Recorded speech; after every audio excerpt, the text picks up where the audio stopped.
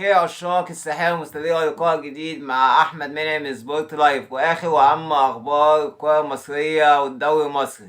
للأسف يعني كعشاق نادي الزمالك وعشاق الملكي، بعد مجهودات كبيرة من مجلس الإدارة مستشار مرتضى منصور وسابقة لم تحدث من قبل، يعني الزمالك مرتضى منصور حجز قطار بالكامل لجماهير نادي الزمالك لمؤازرة الفريق وان هم يكونوا موجودين ويواصلوا التشجيع.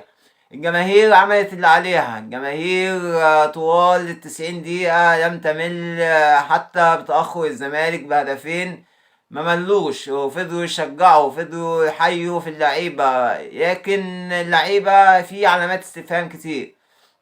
مرتضى منصور قدم كل الدعم للاعبين عشان ما يبقاش ناقصهم اي حاجة عن كل ماتش. انتوا في اسوان الجماهير ممكن يكون قليل عشان طبعا الفان اي دي وتذكرتي مش متوافر في اسوان. مرتضى منصور وفر الكلام ده كله وحقق لهم امانيهم وحجز لهم قطار والجماهير راحت.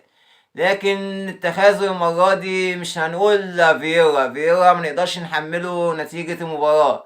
هو اللعيبة نزلت المباراة وهي مستهترة، هي في عدم احترام للخصم. أسوان كان في معاه 12 نقطة، بيفوز النهاردة بقى 15 نقطة. 3 نقط غاليين لزهرة الجنوب، 3 نقط غاليين. أيمن الرمادي بيقدم مباريات رائعة مع زهرة الجنوب أسوان. الزمالك فييرا بدأ بتشكيلة يعني شبه تشكيلة المباراة اللي فاتت باستثناء الزناوي الغايب للإصابة، فشارك بداله محمد عبد الغني. شيكابالا بدأ مكان يوسف أسامة نبيه. يعني تغيير طفيف مركز بمركز يعني عشان إجهاد دونجا.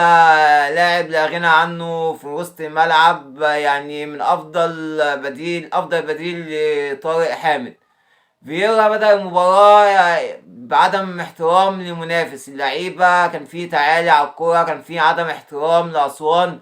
ظنوا ان المباراة سهلة، ما يعرفوش ان ده استاد أسوان، ان دي استادهم، فرصتهم ان هم يعني يعملوا الانجاز على استادهم، عشان هيبقى صعبة ان هم يعملوا الكلام ده بره ارضهم على استاد القاهرة او برج العرب ايا كان.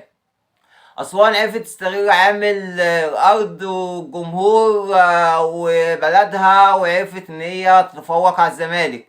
أيمن الرمادي عمل فريق قوي، فريق كان شرس هجوميا في الشوط الأول.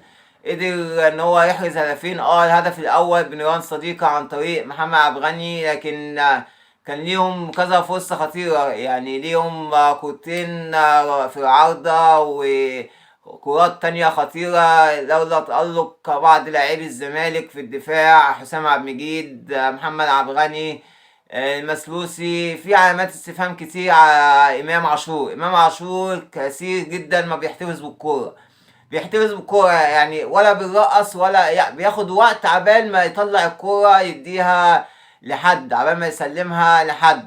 زيزو عمل اللي عليه، اللعيبة عملت اللي عليها، لكن ما يعيبهم ان هم عدم احترامهم لمنافس في الشوط الاول. اسوان عملت اللي هي عايزاه وخلصت الماتش الشوط الاول 2-0. نتيجة الشوط الاول كانت نتيجة كبيرة ما يتمناهاش عشاق النادي الملكي، لكن الكرة بتكافئ اللي بيجتهد. الزمالك ما اجتهدش، الزمالك ما وصلش الشوط الاول اساسا، ما كانش موجود. كرات بسيطة وضعيفة بعيدا عن المرمى. أداء الزمالك كان غير المباريات اللي فاتت. الزمالك في المباراة اللي فاتت قصاد الإسماعيلي تلقى هدف في بداية اللقاء زي ما حصل النهاردة، لكن اللعيبة كانت ساعتها على قد المسؤولية.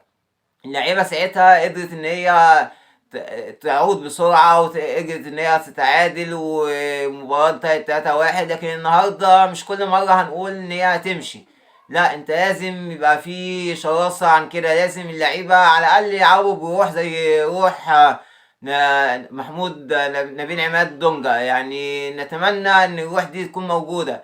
امام عاشور لو هو في حاجة يقعد لحد ما مشاكله تخلص. في علامات استفهام كتيرة على بعض لاعبي نادي الزمالك، في استرخاء طبعا بعيدا عن حكم اللقاء، مش هنتكلم على الحكام. طبعا كلنا عارفين امين عمر، وكلنا تابعنا وشفنا مباراة الزمالك كان ليه ضربتين جزاء، واحدة للجزيري وواحدة سامسون اكنولا. لكن احنا مش هنتكلم على الحكام. الزمالك كان قادر ان هو يعني يبقى بعيد عن المواضيع دي كلها، بعيد عن الحكام وبعيد عن الكلام ده كله، ما نعلقش اخطارنا على حد. يعني احنا كان في ايدينا ان احنا نلعب ونسجل، لكن احنا اللي سمحنا لاسوان بالتسجيل وسمحنا لهم ان هم يعني بمعنى صح ان هم يركبوا المباراة. هارد لك لنادي الزمالك، اتمنى يكون في هدوء كده وفي الغرف المغلقة وفيرا. يعني هو اكيد هيديهم دش سخن. كل التوفيق للنادي الملكي في الفترة القادمة، وان شاء الله يعني الجاي احسن. ما تنساش لو عجبك الفيديو لايك، وفضلا وليس امرا اشترك في القناة وفعل الجرس ليصلك كل جديد.